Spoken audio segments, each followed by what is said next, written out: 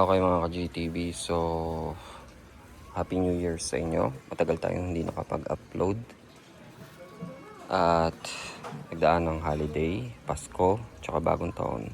So may share ako sa inyong bagong upgrade natin sa motor natin.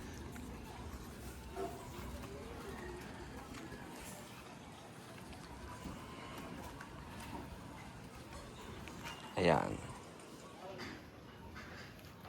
So nakikita nyo yung TRC na may baso. So nabili ko siya sa Shopee. Naka-sale.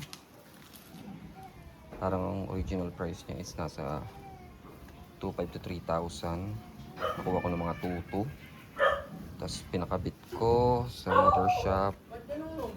Kasama gawa ng bearing ng gulong ko sa harap.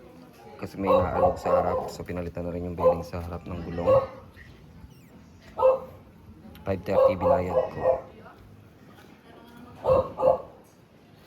So kung mapapansin nyo, bali na compare ko siya sa stock natin na shock. Halos kasing haba lang siya. Ayan. Halos kasing haba lang ito ng stock na shock natin. Plug and play lang din siya. TRC na may baso. 350mm pang PCX ADB NMAX yung model niya. Again 350mm mga ka-GTV ha. So yan siya.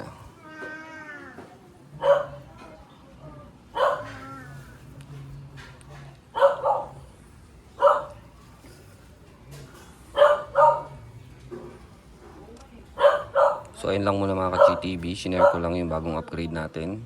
So siguro ang binabalang na ito sa stock natin na sukat. So since ito ay 350, konti lang ang haba nung stock. So I think nasa 355mm yon. Tapos itong pinalit ko is 350mm TRC na debaso. So dito na lang muna tayo, hanggang dito na lang muna.